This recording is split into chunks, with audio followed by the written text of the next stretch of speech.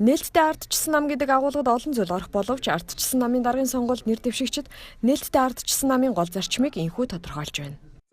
Тэгэхээр би энд бол үндсэн 3 нээлттэй байх зарчим 3 гол зарчим байна гэж харж байгаа. Нэгдүгээр ардчилсан намын удирдлагын үйл ажиллагаа бүх шатанда ил тод нээлттэй байх хэрэгтэй. Гишүүдийнхээ оролцоонд тулгуурладаг байх хэрэгтэй. Хоёрдугаар ардчилсан нам санхүүгийн болон үйл ажиллагааны ил тод нөхцөлийг хангасан нам байх хэрэгтэй. Ардчилсан намын төрийн үйл ажиллагаанд оролцож байгаа үйл ажиллагаа ил тод нээлттэй байх хэрэгтэй.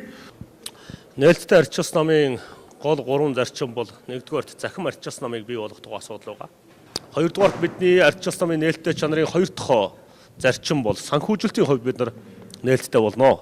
3 дахь зарчим байгаа. Өнгөрсөн 8 жилийн хугацаанд ардчилсан нам маань дотоод сонгуула ортаацаа үндсэндээ зогсоосон байгаа.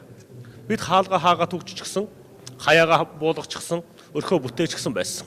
Шинэ гишүүдийг оруулахаа болчихсон байсан. Одоо бид энэ шинжлэлийн хүрээнд бид өрхөө татна, хаяага сөхөн, хаалга нэнэ. Нээлттэй байхын тулд хамгийн чухал нь захин бүртгэл. Хоёр дахь нь бол энэ фракцууд бол үнэхээр ардчилсан намыг хаалттай болгож байгаа.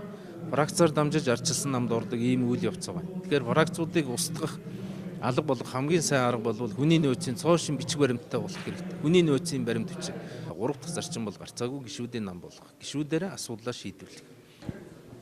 Энэ манай нам бол нэг талаас шүүмжлүүлдэг мөртлөө үргэлж нээлттэй явж ирсэн нам. Юугаач нуугаад хаагаад байдгүй. Энэ бол одоо ардчлалын тулгуур суур зарчим нам өөрөө нээлттэй байх ёстой.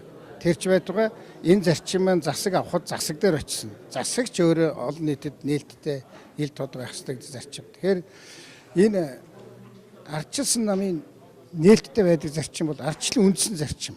Бид ерөөсөө ардчлал гэдэг маань нээлттэй байх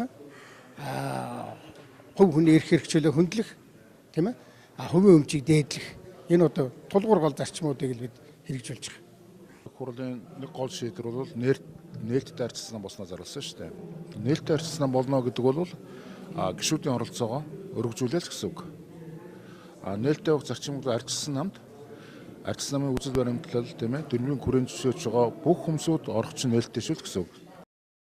Сурталчилгаа нийт 40 хоног үргэлжилж 1-р сарын 29-ны өдөр намын даргаас сонгох дотоод сонгуулаа явуулах юм.